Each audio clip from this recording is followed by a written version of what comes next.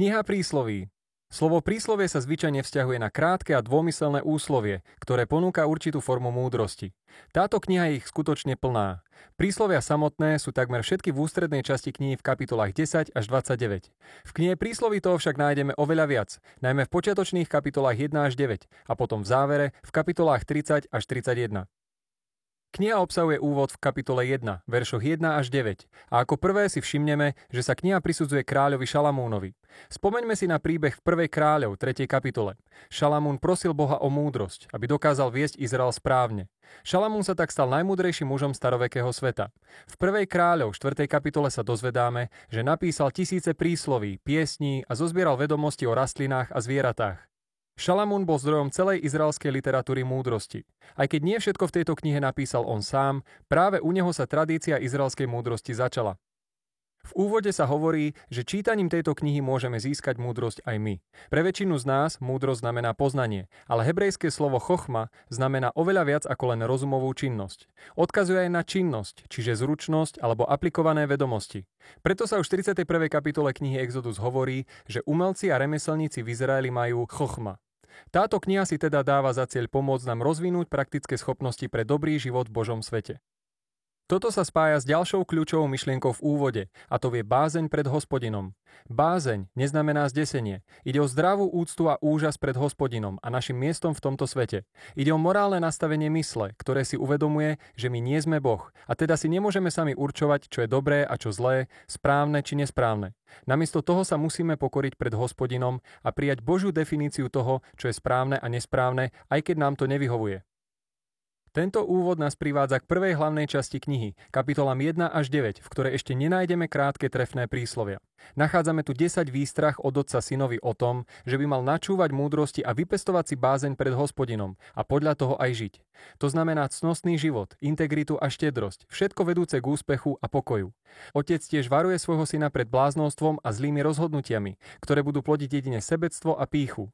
To povedie k skaze a hanbe. Syn má dať vo svojom živote najvyššiu prioritu hľadaniu múdrosti a bázne pred Hospodinom. Takýto spôsob rozmýšľania formuje morálnu logiku celej knihy. Výstrahy od otca nám tiež ukazujú, čo je biblická literatúra múdrosti a čím sa líši od iných častí Biblie. Tieto knihy skúmajú recept na dobrý život v našom svete, ale múdrosť sa nerovná zákonu, ktorý dal Mojžiš Izraelu na vrchu Sinaj. Nie je to ani to isté ako proroctvo, Božie slovo určené jeho ľudu. Literatúra múdrosti je totiž plná vedomostí Božieho ľudu o tom, ako žiť, aby sme ctili Boha a svojich blížnych, ktoré nazbierali počas dejín. A tak sa tieto zozbierané ľudské slova múdrosti teraz skrze knihu prísloví stavajú Božím slovom a múdrosťou pre jeho ľud.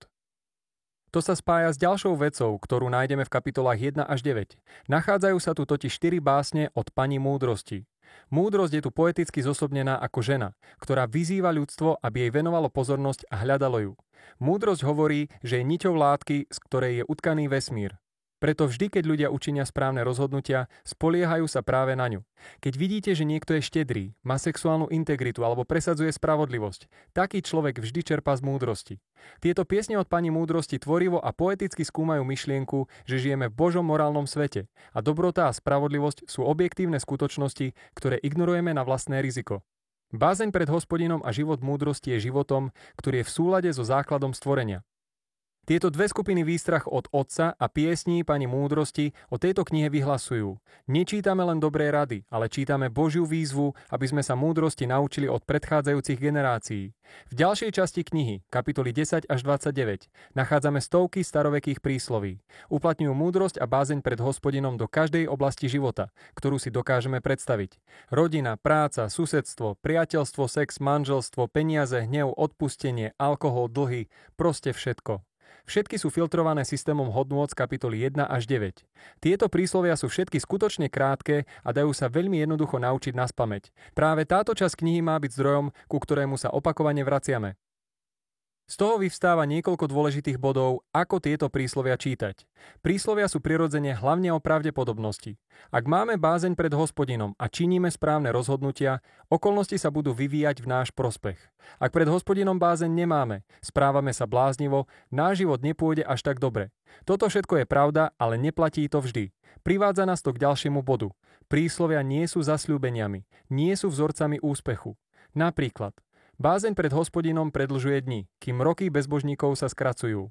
Alebo pouč chlapca na začiatku jeho cesty a neodchýli sa od nej ani v starobe. Takže áno, bázeň pred Hospodinom a morálne princípy nám dávajú nádej na lepší a dlhší život. Výchova detí v stabilnej, milujúcej domácnosti ich pripraví dobre, ale záruky neexistujú. V našom svete sa toho môže veľa pokaziť, čo sa často aj deje. Napokon, príslovia sa zameriavajú na všeobecné pravidlá, nie výnimky, ktorých je mnoho. Knihy múdrosti sú si toho vedomé. O výnimkách píšu ďalšie knihy múdrosti, Jób a Kazateľ. Spoločne uznávajú, že život je príliš zložitý na jednoduché vzorce, preto potrebujeme všetky knihy múdrosti. Všetky tieto časti nás privádzajú k záverečnej časti knihy, dvom rozsiahlym zbierkam piesní. Prvá zbierka je od muža menom Agúr, ktorý začína priznaním si svojej nevedomosti a bláznostva a toho, ako zúfalo potrebuje Božiu múdrosť. Ďalej Agúr zistí, že mu bola daná Božia múdrosť vo forme písma, ktorému ukazuje, ako žiť dobre. Agúr nám slúži ako príkladný čitateľ knihy prísloví. Je to niekto, kto je vždy otvorený počuť Božiu múdrosť skrze písmo. Posledné piesne sa spájajú s mužom menom Lemuel. Je kráľom neizraelského pôvodu a odovzdáva svoju múdrosť, ktorú mu vštepila jeho matka. Ide o návod, ako byť múdrym a spravodlivým vodcom. V origináli je posledná pieseň akrostická, čiže abecedná. Jej riadky začínajú podľa hebrejskej abecedy. Celá pieseň je o statočnej žene. Zobrazuje ženu, ktorá žije v súlade s múdrosťou prísloví. Je príkladom ženy, ktorá si vezme Božiu múdrosť a preloží ju do praktických rozhodnutí v každodennom živote. V práci, doma, v rodine aj v komunite. Kniha začala slovami otca synovi o múdrosti a teraz končí slovami matky synovi o žene, ktorá múdro žije. Kniha prísloví je určená každému, v každom období života. Je návodom na rozumný a dobrý život v Božom dobrom svete. Presne o tom je kniha prísloví.